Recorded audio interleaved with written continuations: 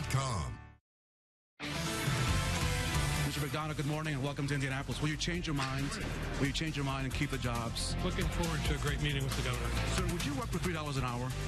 Looking forward to discussing with the governor the transition for our workers and getting back to business. So I take it you would not work for $3 an hour, sir?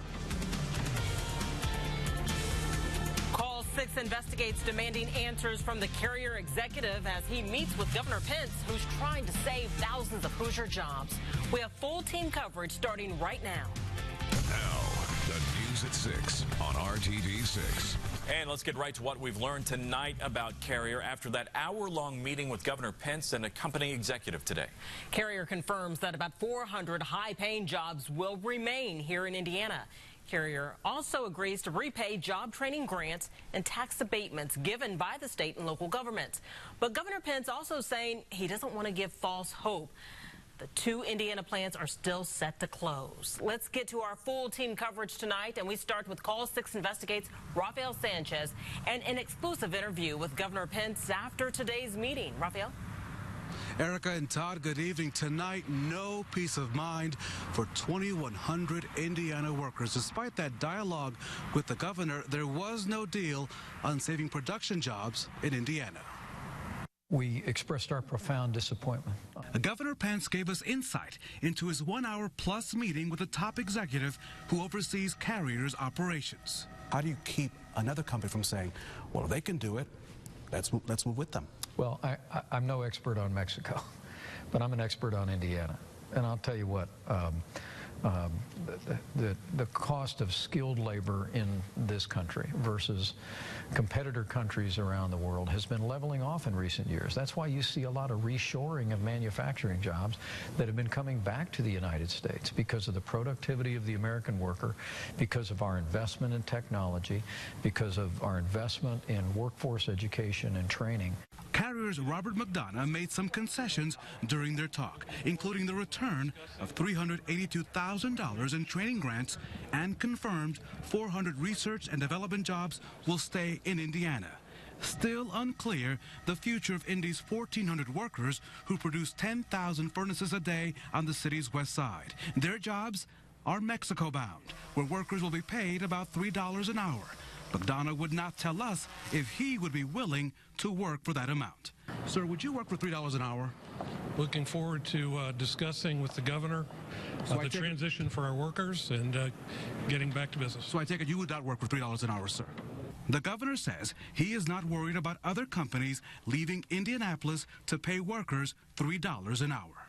When Mr. McDonough was walking into your office, I asked him would he take a job for $3 an hour. He did not answer. Can we compete against countries that are paying their employees $3 an hour, whether it's Mexico or Thailand or Vietnam? Well, one of the great things about Indiana's economy today is we do that every day. The workers in Indiana, I think, are the best in the country and the best in the world. Our productivity is second to none. More of our exclusive one-on-one interview with the governor coming up on the news at 7. The governor also tells me that he's not signing on to Donald Trump's call that those Carrier products made in Mexico get slapped with a 35% tax. Erica? And Rafael, I have to ask you, we all remember that interview with an economic development official in Monterey talking about Indiana crying over lost jobs. I know you're asking the governor about that today. Yeah, that interview with the Mexican official really struck a chord with many of you on social media, both on Twitter and Facebook. Now, unlike many Mexican officials in Monterey, this gentleman actually decided to talk to us. He told me that he was pro-free trade, that he was not anti-American, but that he was very candid. First, you'll hear what he had to tell me last week, and then the governor responds today. You have 2 choices, sitting and cry, no, or put your energy understanding the world and understand that the most important bet to the future and to be and remain competitive is precisely talented people, knowledge, science, technology, innovation, and create new business with added value. Your response, Governor? Indiana doesn't need a lecture from Mexico about how to create jobs. We've got the strongest manufacturing job base of any state in the United States of America, and it's because We invest in education. We invest in infrastructure. We're the first state in America now to make career and vocational education a priority in every high school again. Our workforce development department is redesigning workforce training for the demands of the 21st century. We're smart about it. We got the greatest higher education system in the country, and obviously we got the greatest people in the country. That was Governor Pence exclusively in his office today in the State House. By some estimates, if this plant, if the workers here, if the jobs are moved some 1,200 miles away to Monterey, the company could save as much as $10 million. We're live from the city's west side. Rafael Sanchez, RTV6. All right, thank you for your work today, Rafael. We know you'll stay on top of it.